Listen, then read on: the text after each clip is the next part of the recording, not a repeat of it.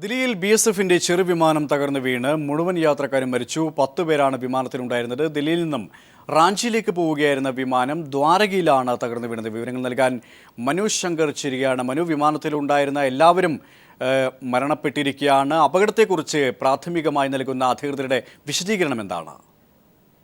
Suresh, BSF ഉദ്യോഗസ്ഥരുമായി പോവുകയായിരുന്ന chartered വിമാനം രാവിലെ 9:30 കൂടിയാണ് ദില്ലി വിമാനത്താവളത്തിൽ നിന്ന് ടേക്ക് ഓഫ് ചെയ്തത്. എന്നാൽ ടേക്ക് ഓഫ് ചെയ്ത അല്പസമയങ്ങൾക്കകം തന്നെ യന്ത്ര തകരാർ മനസ്സിലാക്കിയ പൈലറ്റ് വിമാനം തിരിച്ചിറക്കാൻ ശ്രമിക്കുന്നതിനിടയിലാണ് അപകടം സംഭവിച്ചത്. ഇതിന് പ്രാഥമികമായി വിമാന മന്ത്രാലയത്തിലെ തന്നെ ഉദ്യോഗസ്ഥർ നൽകുന്ന പ്രാഥമികമായ വിശദീകരണം മൂടൽ മഞ്ഞ് കാരണം ഇത് സംബന്ധിച്ചുള്ള കാഴ്ച മങ്ങിയതാണ്, പൈലറ്റിന് കാഴ്ച മങ്ങിയതാണ് ഇത്തരത്തിലൊരു അപകടം സംഭവിക്കുന്നതിന് കാരണമായതെന്നാണ് ഇവർ ചൂണ്ടിക്കാട്ടുന്നത്. ഇതിൽ തന്നെ ദില്ലിയിൽ നിന്ന് റാഞ്ചിയിലേക്ക് പോവുകയായിരുന്നു ഈ വിമാനം. ഈ ദില്ലി വിമാനത്താവളത്തിന് 5 കിലോമീറ്റർ സമീപത്തുള്ള ദ്വാരക സെക്ടറിൽ വെച്ചിട്ടാണ് ഇത്തരത്തിലൊരു അപകടം സംഭവിക്കുന്നത്. എന്തായാലും 8ഓളം BSFിലെ തന്നെ ടെക്നിക്കൽ തലങ്ങളിലെ ഉദ്യോഗസ്ഥർ, എഞ്ചിനീയറിംഗ് വിഭാഗങ്ങളിലെ 8 ഉദ്യോഗസ്ഥരും 2 പൈലറ്റുമാരുമാണ് ഈ വിമാനത്തിലുണ്ടായിരുന്നത്.